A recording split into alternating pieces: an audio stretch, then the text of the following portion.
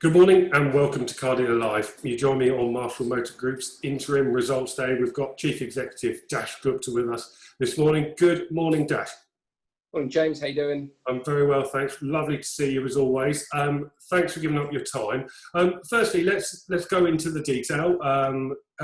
Let's start with the headlines. What are the most important things in your mind from the results this morning?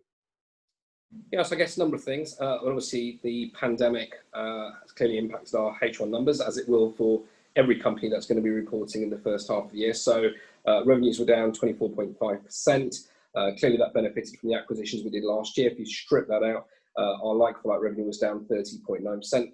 We did see some gross margin pressure, but that was as a result of the timing of lockdown, because that came on the last week of March, so the busiest week in the busiest month. So our margins dropped from 11.4% down to 10.4%. And of course, 1% on 900 million of revenue that we reported is £9 million straight away. Of course, that loss of revenue, which is 388 million as well, clearly we've lost the margin that we would have generated there. And I think you've heard me say before that retail businesses are highly operationally geared because of our cost bases. So of course, the combination of all of that meant we posted an £8.9 million loss for the first half at underlying profit or underlying loss before tax level. That was back £25.5 million on our result last year. So a significant loss. Having said that, there were a number of bright spots in there. So we outperformed the market. Seems a little bit odd saying that we outperformed the market given it was so down. But our new car performance outperformed double digit. We were outperforming the market by 10.8%. So that was a big highlight for us. Also, our cash position was very strong. So we reported a net cash position of £27.4 million, which is a very good position to be in, clearly. And we also just renewed our £120 million revolving credit facility. So that takes that to 2023. So we've got very significant firepower in the event that we need to do something for the business. Dash, some big headlines in there. The things that really stuck out for me is that, yes, you posted a loss, but it's not a massive one, is it? I mean, did that surprise you in a good way? I mean, clearly you're very, very close to this and you've seen it over the weeks unfold. But as lockdown eased, did that number get better? Yeah, I mean, obviously, since reopening our operations on the 1st of June, it's been busy. We make reference to that in the release this morning. So it's benefited by a number of factors. So clearly pent-up demand from the business that wasn't done in the lockdown period. Plus, you've obviously got the people who are now due for replacing their vehicles in their sort of normal timeline, I would say. So you've got this kind of massive pent-up demand. Plus, you've got supply issues, because clearly factories were closed for 2 months or so. And of course, typically when you see supply shortages, you do see margin strengthen. So that's good news for our business. We're seeing a degree of revenge buying as well in some cases. And of course, there's a loss of confidence in many consumers on public transport. So that's driving older used car vehicle sales in particular as well. So we did see this come through in June. We've seen that in July. And certainly it's still early to sort of call the full quarter, but what we said this morning is that our September order book position is encouraging. And certainly from our perspective, that's given us enough confidence to say that we're actually targeting a break-even position. So all of the losses we've done in H1, we're saying we're going to wipe that out in H2. And if we were able to do that, that would actually be around 20 to 25% better than last year's result. So clearly there's a little bit of uncertainty out there around Q4 because the furlough scheme will end. And I guess that's what everybody's very anxious about in terms of what happens in redundancies. But I think, yeah, I mean, in summary, I think 8.9 million loss, it's, kind of feels odd to say this, but I think it wasn't a bad result considering what we went through in the first half. And it's a bit like celebrating being best of the worst, if that makes sense. So, but we'll take it. And I think if we can deliver £1 of profit this year, I think that'll be a fantastic result. But that's certainly what we're targeting. And I feel confident we can do that. Dash, your dealerships opened again June the 1st. I know these results take into account some of that, but not all of it. As we're looking forward, and I know you've just mentioned it then, are people coming back out and buying new cars? I mean, we know the used car market has been buoyant and very successful, actually, since people have opened again. But what about the new car market? What are you seeing so far? Yeah, I mean, new cars, you saw the SMT data that was released for July. The market was up 11.3%. So certainly it's busy. As I said, one of the big issues is supply. So how big that can go is going to be is remaining to be seen. But I do expect that you will see strong new car performance, and I wouldn't be surprised if it's double digit. I mean, interestingly, you may have seen that the SMMT revised their forecast for 2020 and said they expected the market to be 1.6 million. If that prediction comes to life, then that means the back 5 months of the year will be down 12.4%, actually down. Personally, I don't see that. I actually believe that it will be flat. I wouldn't even be surprised if you see positive in the back 5 months of the year. So I was a little bit surprised by that forecast from the SMMT, but that's just my personal view. So I think new cars will be strong. Fleet is a little bit sticky at the minute as well. I guess a lot of companies are just sort of pausing their purchasing decisions, I guess, which is understandable given the news that we're seeing in terms of the economic data. So we've seen we're officially in a recession. I guess anybody could have worked that out when the pandemic hit, that we were going to go into recession, given the timing of lockdown. And then, of course, we've also seen the jobless total now is 2.7 million. And something I predicted a couple of months ago is we could see 4 million job losses, which I really hope my prediction on that is wrong, because clearly that would have a severe impact on the UK economy. But we'll wait and see. In terms of used cars, it's very buoyant. You've seen seen that you've had some of the guys from Cap HPI on recently, Darren, watch that interview, and certainly when you look at what they're predicting in terms of residual values, I think Darren's absolutely spot on. They've called it right. I do believe that you will see used car values remain robust, and it's been driven by all of these factors around pent-up demand, renewals, supply of new cars, and that's good news for our customers, and it's good news for us as well as retailers. Dash, there's clearly a lot of worries out there at the moment about second wave. We're seeing spikes in European countries. We're yet to see a huge spike here, but many people are predicting it's coming. Is your business well set up for that second wave if it does come? Yeah, I think, listen, nobody can plan for these things very easily. I mean, as I said to you before, James, there's no rule book for planning these things, but, we've had a detailed 100-page reactivation plan. We're monitoring this situation very, very closely. We have experienced a little bit of sort of this local lockdown situations in Leicester. Clearly, we've been watching the situation in the north west as well, around Preston and Blackburn as well. We've got our Mercedes operations up there as well.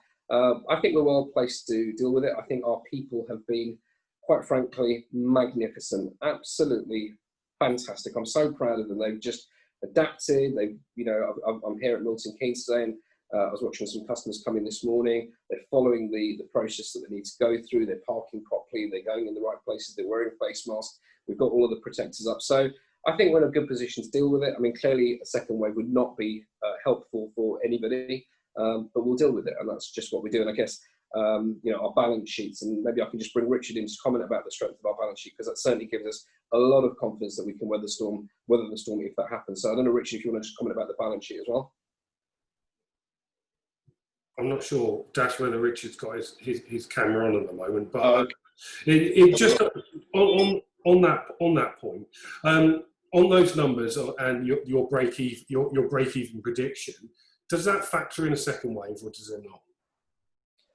We've taken a view in terms of the fourth quarter, but we've also taken a view of Q3. So I guess the million-dollar question is, if Q3 is strong, if we continue to see those kind of trends in terms of pent-up demand go into Q4, then it could be better. But as we've said in the RNS this morning, there's a range of options. Equally, if we go into another lockdown for quarter four, then that could be another situation. And clearly, you've seen the impact on our numbers in the first half with a 2.5-month lockdown period. So that wouldn't help at all. But we have sort of cautioned people that we're acutely aware that these could be some of the risks that we face out there. Dash, you've renewed your credit facility, 120 million available, cash in the bank up to the end of June. You worked very hard on doing that. What are you going to go out and buy? No one should buy dealers, because it can't be done. It can't be done because you can't generate cultures above 50 dealerships. So why would we want to go and buy anything, James? It's not possible. I take I take you've been watching the David Kendrick interview that we that we did recently. What are your? Well, I've got David. For those of people who didn't see it, said that he didn't think that dealer groups can grow to much larger levels. Dash, we know you've got big ambitions to grow Marshalls. Do you think now's the time is right, and do you think you can do it? Listen, I was just being mischievous about the thing. Dave's. I mean, Dave and I are good friends. I think I've got to be honest. I don't agree with Dave. I think, and I appreciate you expect me to say that, but let me give you some demonstrations. So I think David made a comment about it's very hard, and it is hard. I completely agree to preserve culture as you get bigger. But I'm going to give you a number of examples to prove that I don't agree with that. Let me give you the example of ourselves. So. We have now been a great place to work status for 10 years in a row. Sorry about that. That's living by a harbour, unfortunately. That's your boat coming up, James. So in terms of culture, we have 132 operations. Yeah, we've been a great place to work for 10 years in a row. We've been ranked in the best UK workplaces for 6 years in a row. And I appreciate you could say, well, that's Marshall. I think Robert at Virtue has a fantastic culture. Credit to Robert and the Virtue team. But look at Sytner as well. Sytner have a fantastic culture. So, that's just 3 examples I can give you off the top of my head where it proves that you can drive culture above 50 businesses. I think the other comment was made around integration. And again, the 3 companies that I've just talked about have successfully demonstrated time and time again that you can integrate businesses if it's done properly. And that's around management, controls, systems. And I think the other thing I would say is around leadership. I think one of the comments was around, where is the next Dash and the next Robert? And I think that's a compliment. We take it as such, and not for me to speak to Robert, for Robert, but I think there are these leaders through. They are coming through. Businesses such as ours are developing the next generation of leader. We've got a very strong executive team here. We've got a strong franchise director team. We've got a great general management population. So these people are coming through. So I think it's a little bit unfair, I think, to the talent that's coming through the ranks to say they aren't the next future generation of leaders. I was a franchise director 15 years ago and given the opportunity. People just need to be given an opportunity to shine, and they come through.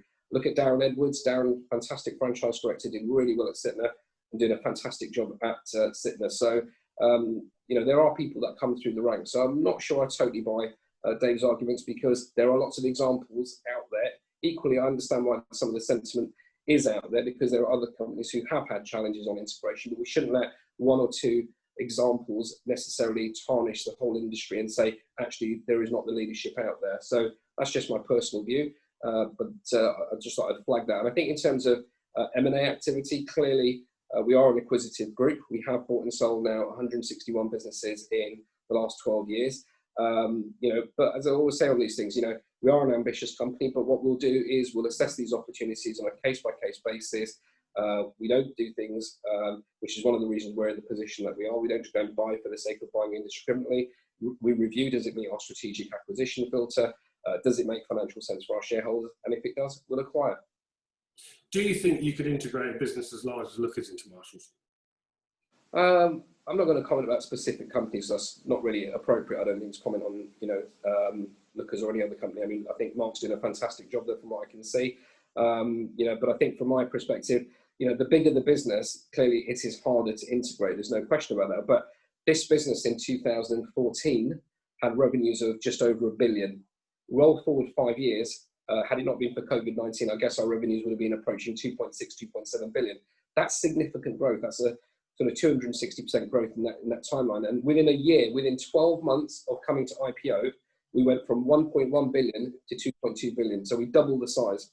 So the challenges are the same. I would argue it's possibly easier to integrate something larger because you already have an infrastructure in place, because you already have an existing management team in place, and those businesses simply integrate within the existing infrastructure. So if you take, for example, last year, we acquired 20 businesses.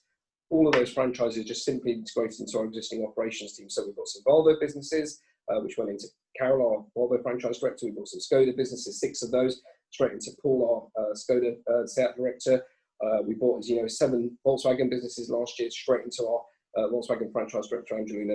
And that's how our integration works. And we do these very, very quickly. Clearly, if you're going to do something bigger, then there's a lot more integration to do. But I think the key thing is getting them into where you've got brand overlaps, because I think that does make it easier.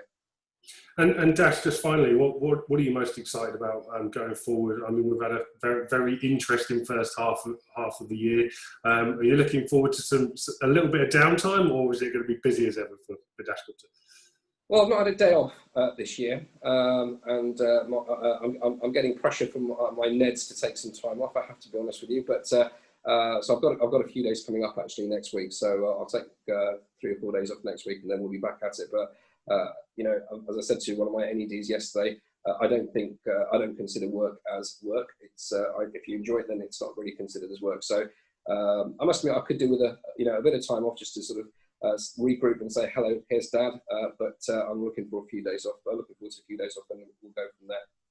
Dash, thank you very much for your time this morning. Best of luck with the second half of the year, and I'm sure we'll talk again very soon. Thanks, James.